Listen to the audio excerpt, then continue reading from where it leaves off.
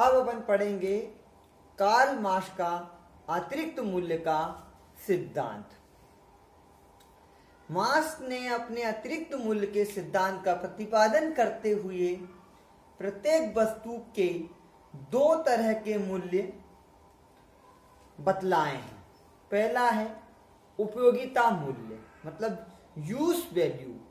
Marks ने उपयोगिता मूल्य और विनिमय मूल्य के माध्यम से अंतर किया है।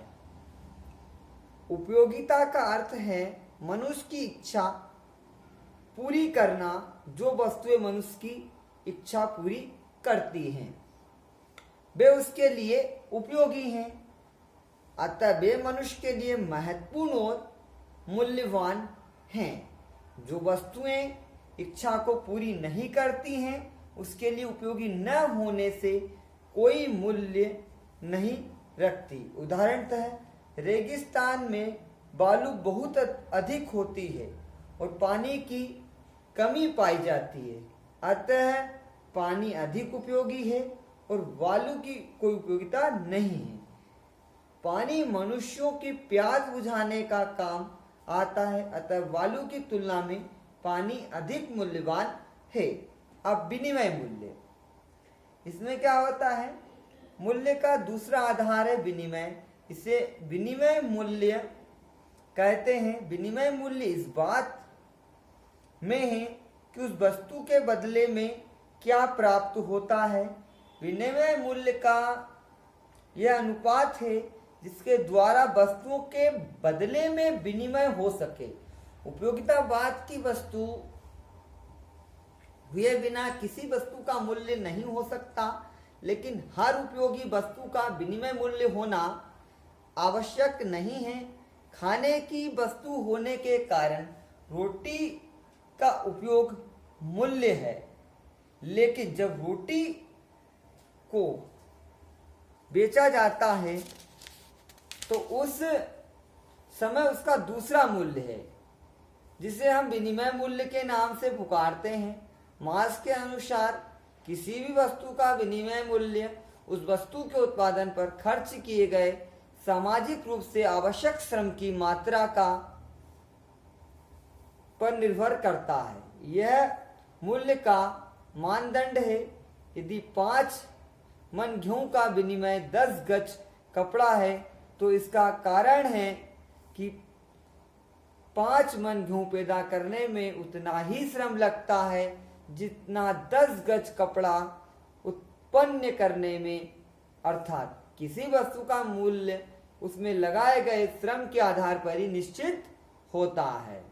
मार्क्स के अनुसार प्रत्येक वस्तु का वास्तविक मूल्य वह श्रम है जो उसे मानव उपयोगी बनाने के लिए उस पर व्यय किया जाता है, क्योंकि यह उसमें विनिमय मूल्य पैदा करता है। मार्क्स स्पष्टतः यह प्रतिपादित करता है कि वस्तुओं का विनिमय मूल्य उसकी उपयोगिता अर्थात उपयोग मूल्य पर ही निर्भर नहीं करता, बल्कि उसके उत्पादन पर लगाए गए श्रम की मात्रा पर निर्भर करता है।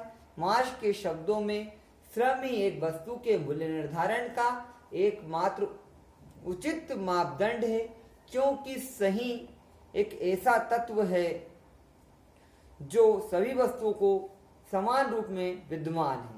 अब अतिरिक्त मूल्य, मार्क्स के अनुसार पूंजीवादी व्यवस्था में मजदूर अपनी श्रम शक्ति बेचता है तथा मजदूरी प्राप्त करता है।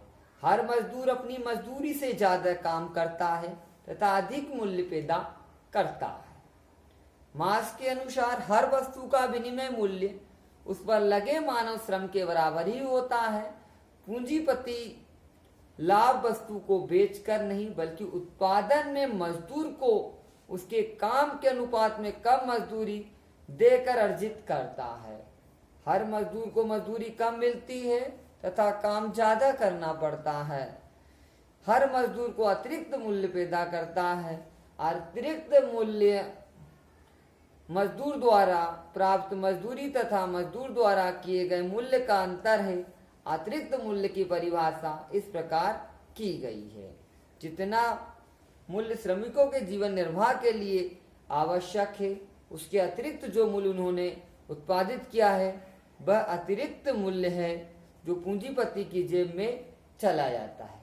मार्क्स के अनुसार अतिरिक्त मूल्य उन दो मूल्यों में अंतर है जिसे एक श्रमिक पैदा करता है और जिसे वह वास्तव में पता है। उदाहरणतः मजदूरी में लोह नियम के अनुसार दैनिक मजदूरी के दर 5 रुपया है। कारखाने में काम करने वाला मजदूर उस मजदूरी के मूल्य की अर्थात 5 रुपए की वस्तुएं 4 घंटे में ही बना लेता है, किंतु कारखाने का मालिक उसे 8 घंटे काम लेता है। इसका तात्पर्य यह हुआ है कि वह दिन भर में 10 रुपए की मूल्य की वस्तुएं उत्पन्न करता है, किंतु कारखाना मालिक 5 रुपए ही देकर प्रतिदिन 5 रुपए अपनी जेब में डालता है। मार्क्स के अनुसार यह अतिरिक्त मूल्य श्रमिक को मिलना चाहिए, किंतु कारखाना मालिक उसके श्रम की चोरी करता है और यह चोरी उसका लाभ है। इसे पूंजी का निर्माण होता है और लाभ का कोई भी अंश मजदूर को नहीं दिया जाता है। इस अतिरिक्त लाभ के एकीकरण से ही पूंजी बनती है। मार्क्स के अनुसार पूंजी की परिभाषा अतिरिक्त मुनाफे को प्राप्त करने के लिए लगाए गए समस्त उत्पादन के निजी साधनों का भोग है। यदि आपको वीडियो पसंद आया है तो चैनल को लाइक कीजिए, सब्सक्राइब कीजिए। वीडियो देखने के लिए धन्यवाद। ओके।